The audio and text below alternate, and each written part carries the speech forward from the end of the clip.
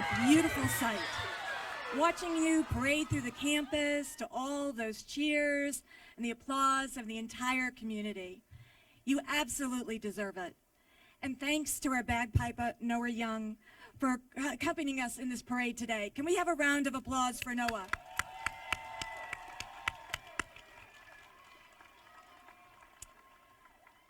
Class of 2023, buttercups, look at you in those caps and gowns.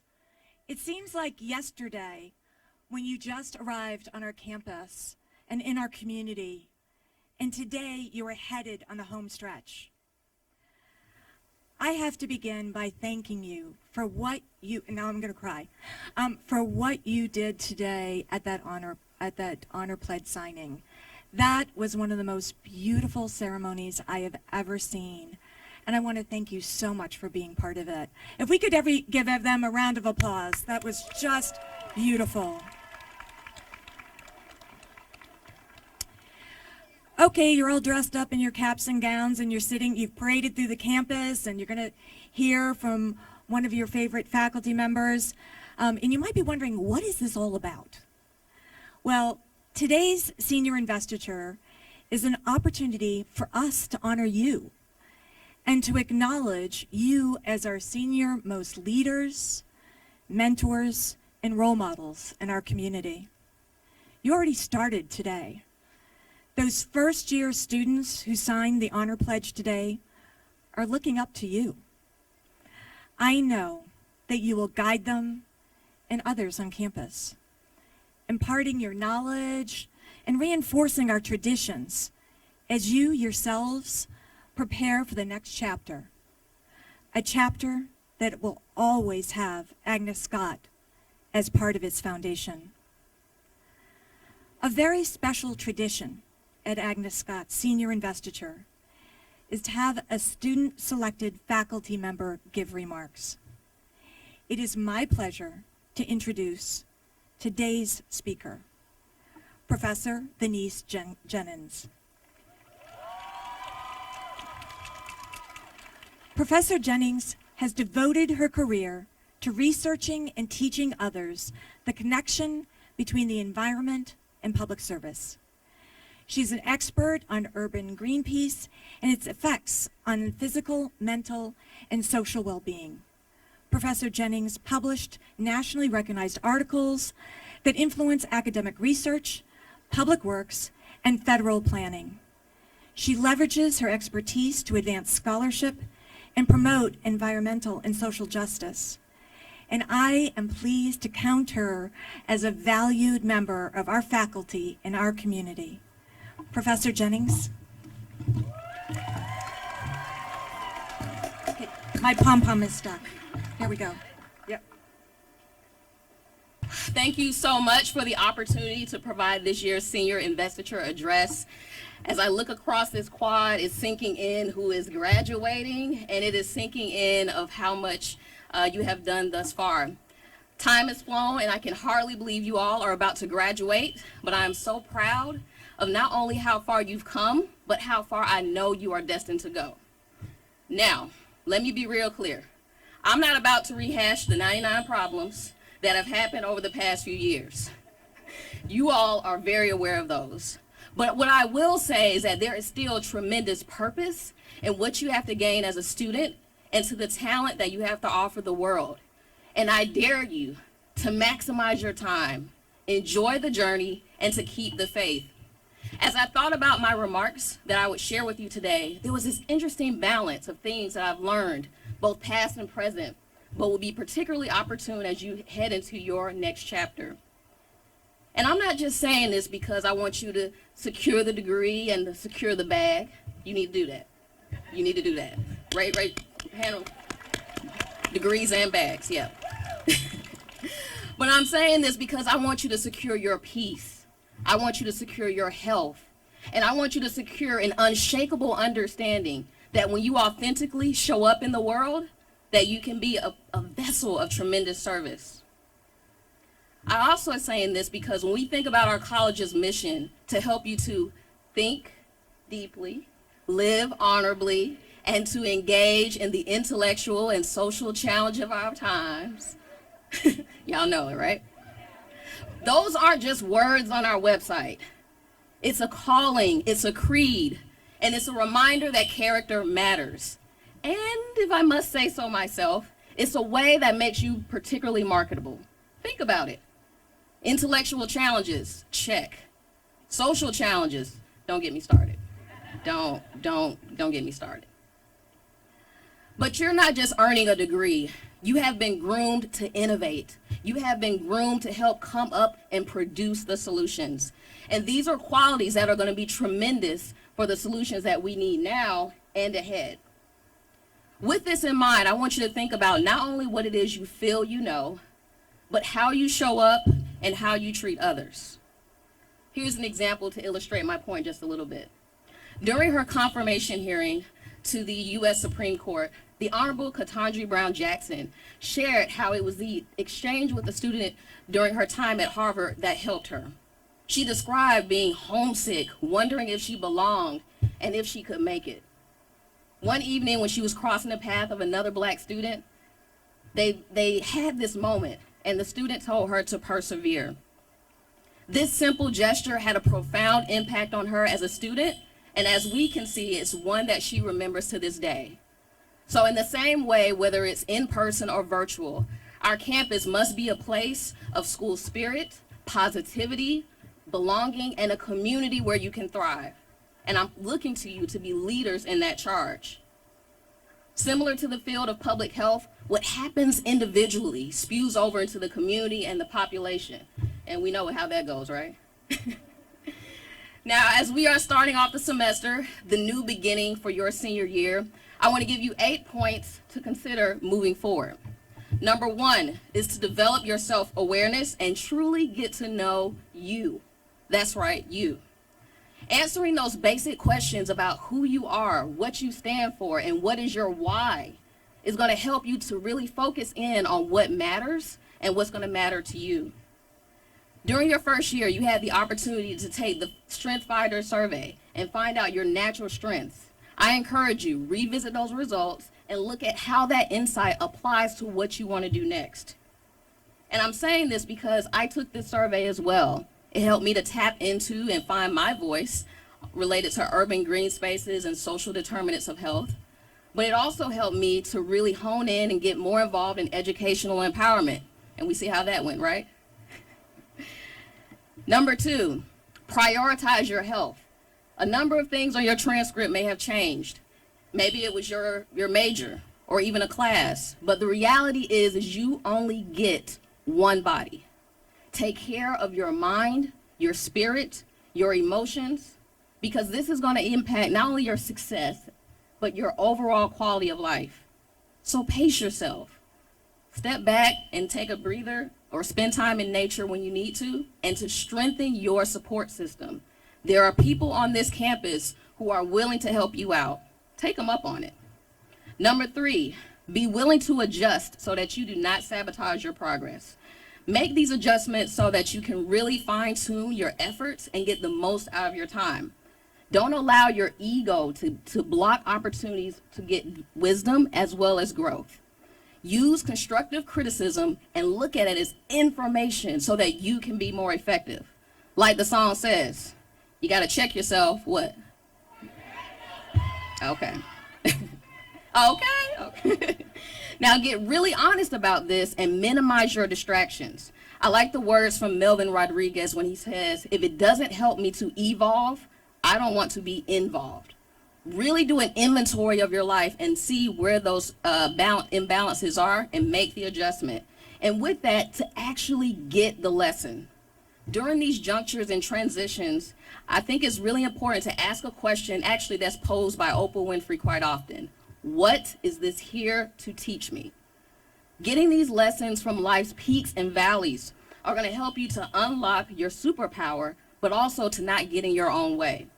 Whether that's learning how to manage your money, discerning who you can trust, or being careful about the company that you keep, getting the lesson and applying the wisdom will serve you well. Number 4, strengthen your self-love. Now, I don't know the academic definition of self-love, but when I think about it, it's the respect, the value, and the regard that you give yourself. When you build your confidence on your God-given identity, you are going to be able to align in ways that will be able to set you forward in so many different opportunities. This is going to set the tone of how you should be treated, not only professionally, but also personally. The same way that you're about to elevate in your educational degree, I want you to level up and understand each and every day that you are valuable, you are loved, and you are worthy, period.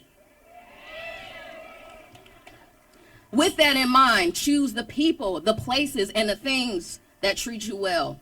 This insight will help you to attract healthy relationships and also have the courage to let go of those that have outstayed their welcome. That's right. Number 5, set boundaries.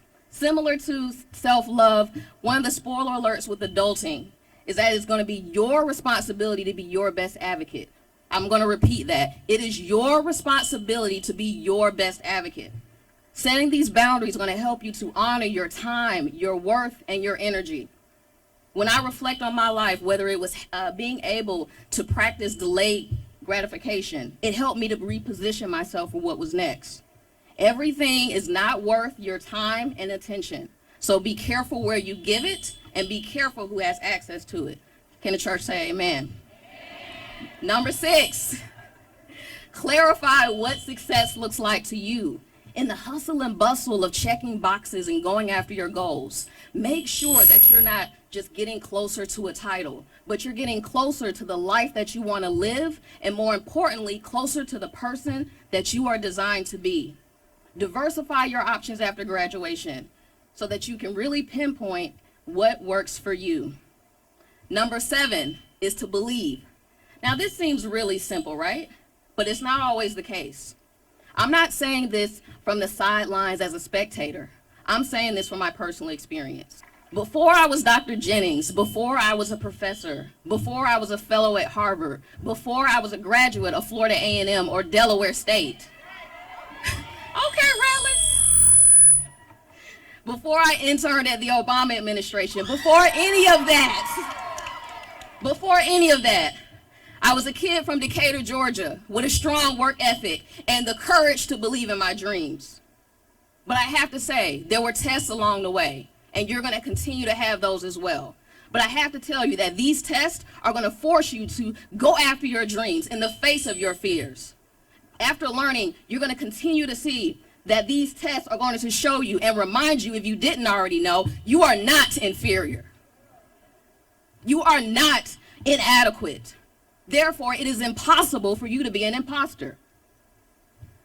These tests will give you a reservoir of tenacity that you're going to need now and for the rest of your life.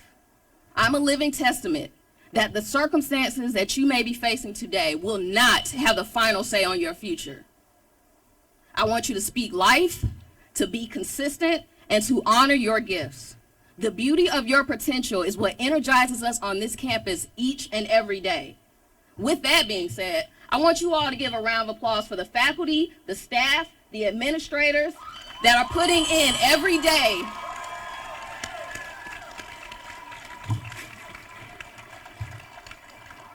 it's real in these higher ed streets. But they are here, they are dedicated, and they are putting in time each and every day to give you a quality experience. Number 8,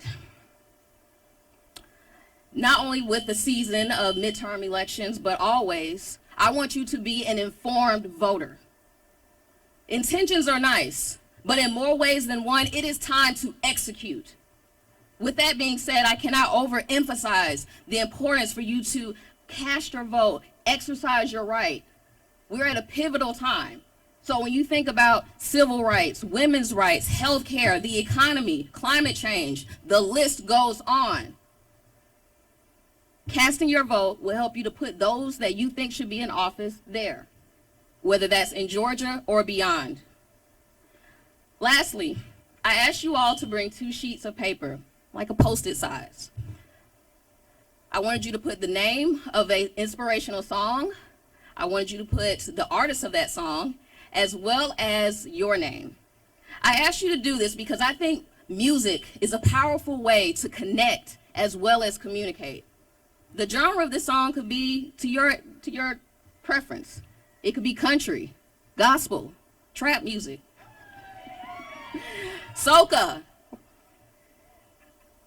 But I want these lyrics to be empowering and uplifting. I want you to share that sheet of paper with two people, a classmate that you know and a classmate you have yet to know. And I want you to make a commitment to meet them for coffee or something to get to know them better. Your network continues to evolve. Tap into it. If I were involved in this exercise, there's so many songs that come to mind, but the ones that I will share with you include the song Bigger by Beyonce, Period, Strength, Courage, and Wisdom by NDRE, and the song Go Get It by Mary Mary. And if that, I want you to think about the hook of that song. And like the hook of that song says, for the class of 2023, I want you to go get it. Even as you're sitting in your seats, straighten up your posture. Straighten up your posture. You may be in the home stretch of your time at Agnes Scott, but I dare you to make it count. Check your cadence and get in formation because you are purpose and you have somewhere to go. Dust your shoulders off, literally. It's been a lot. Dust your shoulders off and strut. The pressure of the past few years has been real, but I dare you to activate that pressure and grow the diamond that has always been inside of you. And I look forward to you shining not only in your career of choice, but in your life. This campus and the world is in dire need of your intellect, your character, your talent, and your leadership. Class of 2023, let's go get it.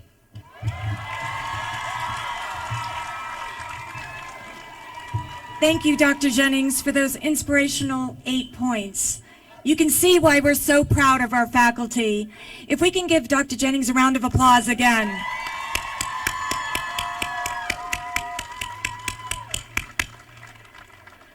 I would now ask our Julia Thompson Smith chaplain, Sarah Hooker, to provide a blessing for us all. Since the sermon has been given already, I invite you into this moment of prayer and blessing. Holy One, we come together today in celebration and in thanksgiving. We celebrate our senior class, who are unlike any before them. Beginning as seedlings, these buttercups have grown through the harshest of conditions, yet here they are, beautifully in bloom. We give thanks for their resilience and strength and the many ways that they have been nurtured in order to arrive at this point. We give thanks for this entire campus community being a place where success, in all of its beautiful variety, is embraced by all. We ask for continued blessing to be upon our students in this final year at Agnes Scott, for their continued growth and thriving in all that they set out to do. We ask for a blessing upon this meal that is before us, for the hands that have brought it to us in this place. All of these things we lift before you today. Amen.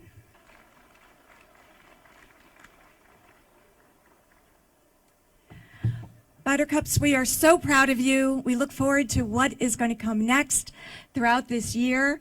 But now the buffet is open. So enjoy. Congratulations, everyone.